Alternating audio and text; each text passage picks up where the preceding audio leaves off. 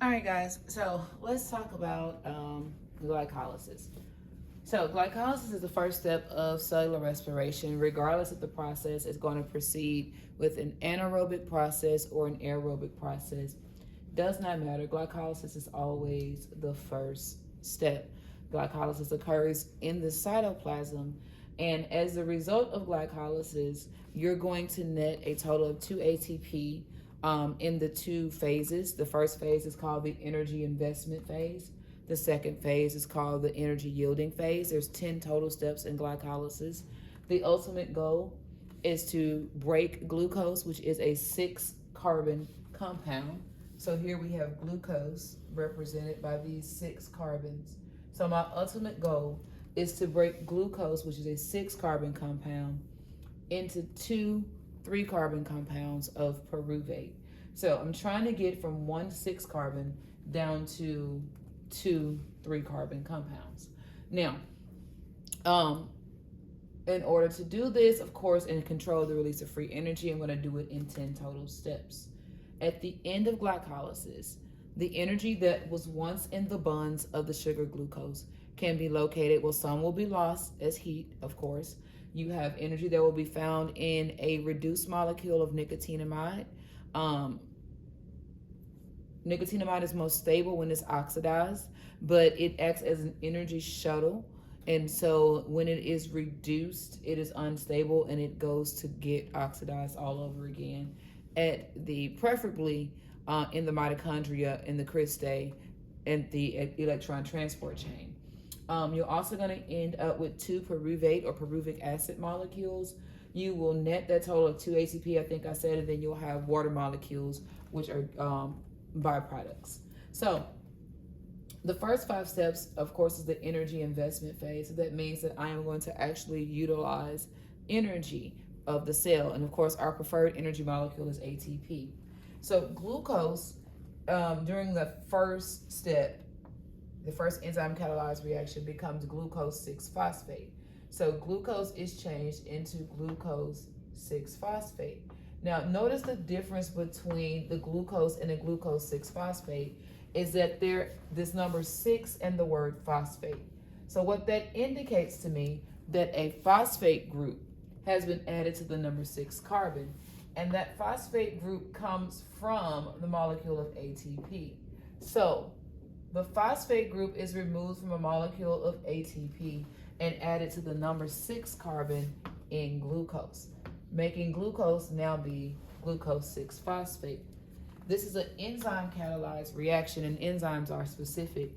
The type of enzyme, the class of enzymes that are able to move phosphate groups from a substrate to ADP or from ATP to a substrate are called kinases. So the specific enzyme that is going to catalyze this reaction is the enzyme hexokinase,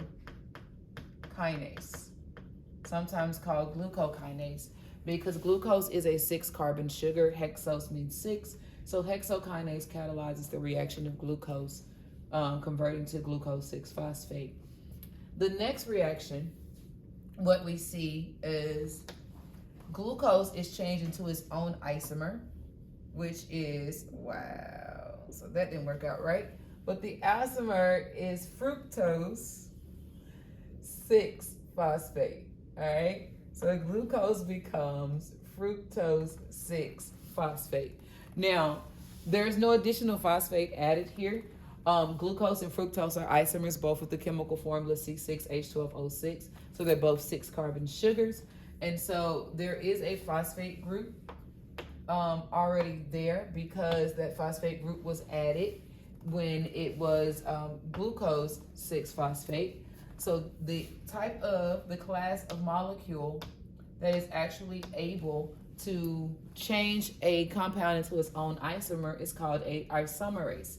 And in this case, the specific name of this isomer is phosphoglucoisomerase. So this reaction is catalyzed by the phosphoglucoisomerase. Now, the next part of this reaction, fructose 6-phosphate is actually changed into fructose 1,6-bisphosphate. Again, notice that in this enzyme catalyzed reaction, fructose 6 became fructose 1,6. These numbers indicate where I can find a substituent, and in this case, the substituent is phosphate group. So this is telling me that there's a phosphate not only on the number 6 carbon, there's also one on the number 1 carbon.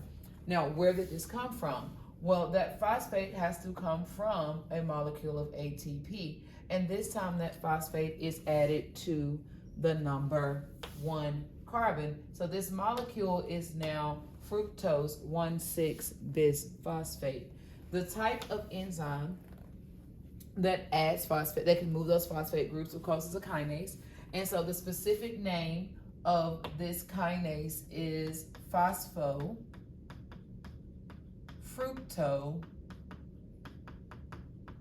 And again, this is an enzyme that is catalyzing the reaction to go from here to here. Okay, and this one is from here to here, and this one is from here to here. So these are enzyme catalyzed reactions. Now, the next phase and the last phase of the energy investment phase involves this fructose 1,6 bisphosphate being converted into 2 molecules, actually. These 2 molecules include DHAP and G3P. Now, DHAP and G3P are isomers of each other. And so DHAP is dihydroxyacetone 3-phosphate, indicating that there is a phosphate group on the number 3 carbon. And G3P, we've heard of before, is glyceraldehyde 3-phosphate, indicating there's also a phosphate group on the number 3 carbon. These phosphate groups, of course, come from the fructose 1,6 bisphosphate, because essentially what's happening is this molecule is being, this molecule is being split, okay? So it is being split in half so that half of it becomes DHAP, the other half becomes G3P. The enzyme that catalyzes this reaction is called aldolase. So aldolase catalyzes this reaction. Now, these 2 are isomers of each other. However, both of the molecules are not able to proceed into the next phase of glycolysis, which is the energy yielding phase. In fact, only G3P, this is the only one that is able to actually move on into the next phase. But because they are isomers of each other, DHAP can be converted to G3P, and G3P can also be converted back into DHAP if the cell does not need to proceed with glycolysis. So the enzyme that is going to catalyze this, because again, this is being changed into its own isomer, so that enzyme is called a triose, I'm gonna write it over here, isomerase. Triose because these are now 3 carbon sugars, and tri means 3, os means sugar. So this is a 3 carbon sugar isomerase that is able to change these 2 into their isomers. Now keep in mind there's 3 carbon molecules here, right? So everything that I do from this point on is actually happening to both molecules. So when DHAP is changed into G3P, both of those will be able to proceed to the next reaction. So I'm just gonna go ahead and so we can actually make sure we see what's going on here. Ooh, my circle's bad. Let me try that again. Okay, 3, 1, 2, 3. Oh, nope. 1, 2, 3. I suck at this. So bad. Oh well. I'm sorry. All right, so anyway, as we move on to the energy yielding phase, notice that there are 2 of each molecules, because this 1 3-carbon compound has now been broken in half so that we have 2 3-carbon compounds for each one. So I'm only going to illustrate what's happening on one side, but I do want you to realize what is happening to one of these molecules is happening to the other molecule as well. So the first thing we want to make sure that we keep up with are our phosphate groups, because there is a phosphate group that is already attached to this molecule on the number 3 carbon, right? So we're going to make sure we put that back there. Now, to go from G3P to the next molecule, and the next molecule is actually, really? We're going to do this? The next molecule is 1,3 bisphosphoglycerate. So that next molecule is 1,3-bisphosphoglycerate. What is going on here? All right. I think I left that for the T. There you go. 1,3-bisphosphoglycerate. All right. So I guess I might as well go ahead and put that one there because it's going to bug me if I don't. All right. So got two of those. 1,3-bisphosphoglycerate. Now notice it says it's a 1,3-bisphosphoglycerate. This is the only time where we're going to see a phosphate group is actually added to the number 1 carbon on both of these molecules, but without having to actually use ATP. So I'm just going to move this G3P down here out of the way. Move DHAP down here out of the way as well. Yeah, I know y'all laughing at me right now. All right, so anyway, the enzyme that catalyzes this reaction is actually called triose phosphate dehydrogenase. Now there's a couple of things that's going to happen with this, okay? So not only, I'm gonna need you guys. Not only is this going to be phosphorylated, it's phosphorylated with inorganic phosphate that's going to be added in. That's why they're a different color than the other phosphates. So my inorganic phosphate is coming in, but at the same time this reaction is happening, you have a molecule, and it's one, remember it's 1 per, so I'll move this name out the way, 1 per molecule of nicotinamide, which is going to undergo reduction. Reduction. So nicotinamide essentially is going to pick up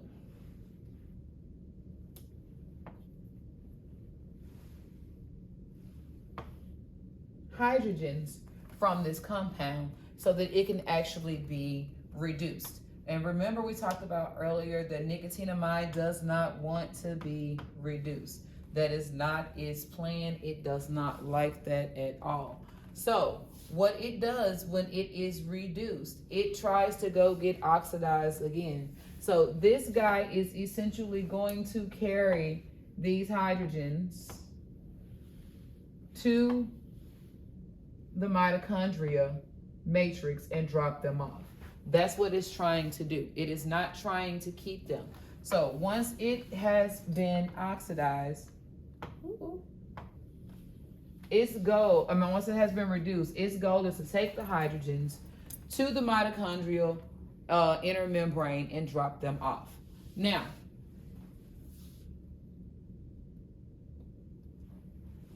figured out how to do that finally. All right, so anyway, once it has done that, this molecule is now going to be changed from 1,3-bisphosphoglycerate to 3-phosphoglycerate. What happened? There was a phosphate group that was actually lost. So instead of having 2 phosphate groups attached to it, now it only has the 1. So where did this phosphate group go? This phosphate group is then attached to ADP. And this is what we mean by substrate level phosphorylation, because the phosphate group that was once attached to this substrate, 1,3-bisphosphoglycerate, has now been added to ADP molecules to change this molecule from ADP to ATP.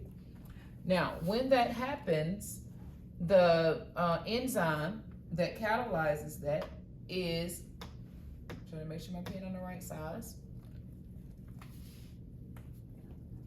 phosphoglycerokinase. Because remember, the kinase is a type of enzyme that can move phosphate groups between substrates and the ADP, ATP molecules.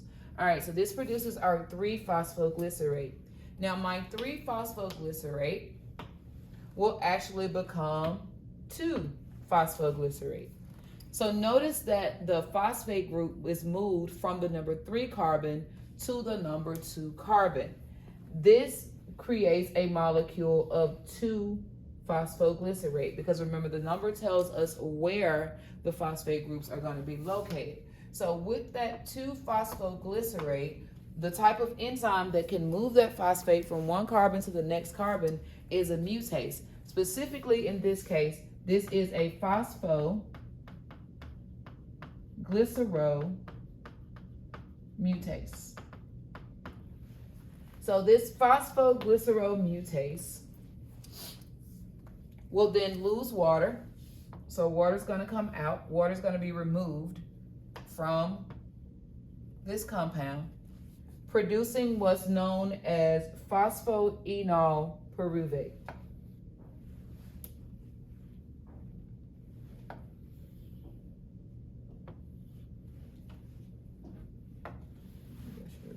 So phosphoenol pyruvate. So the enzyme that is going to catalyze this reaction is called enolase. Now I want to make sure I put my phosphate groups here so you realize that they're still here. All right, so I have a phosphoenol pyruvate, and this reaction is catalyzed by the enzyme enolase. Phosphoenol pyruvate ultimately becomes the 2 molecules of pyruvate that we are looking for. Notice that these 2 molecules of pyruvate no longer have a phosphate group attached to them. So the enzyme that's going to catalyze this, because again I have a phosphate group that's going to move from the substrate to a, both of y'all moving. So the phosphate group moves from the substrate to a molecule of ADP, making it into ATP. So because that happens, this reaction is catalyzed by what's known as a kinase. The specific kinase is pyruvate kinase. So now we have 2 molecules of pyruvate. These pyruvate molecules can do one of 2 things. They can either undergo oxidation when they enter the mitochondria, or they can ferment in the cytoplasm. The ideal situation is to go into the mitochondria so that oxidative phosphorylation can occur, and glucose, which is now 2 molecules of pyruvate, can be completely broken down. Here we only have a partial breakdown of the glucose molecule, because in reality all we've actually removed from that C6H12O6 was a couple of hydrogens, right? So in order to completely break this down, our ultimate goal is to get rid of all the carbon and oxygen in this molecule in the form of carbon dioxide, and to take all of those hydrogens over here to the mitochondria so that they can actually undergo electron transport to drive ATP synthesis and lead to chemiosmosis in oxidative phosphorylation. That's the ultimate goal. However, if there is no oxygen present in the mitochondria, this guy would have never been able to drop off these hydrogens and the hydrogen ions because there's no oxygen. Remember, it does not want to be in a reduced state. Pyruvate would never have been able to enter the mitochondria. So what this molecule will do in a situation such as that is bring those hydrogens right back to pyruvate. And this is what we mean by fermentation. There's 2 different types of fermentation. We see the difference between plants and animals. We see alcoholic fermentation and we see lactic acid fermentation. And so I'll talk about those in the next video. I hope that helped some. A little bit, possibly. AP Bio, out!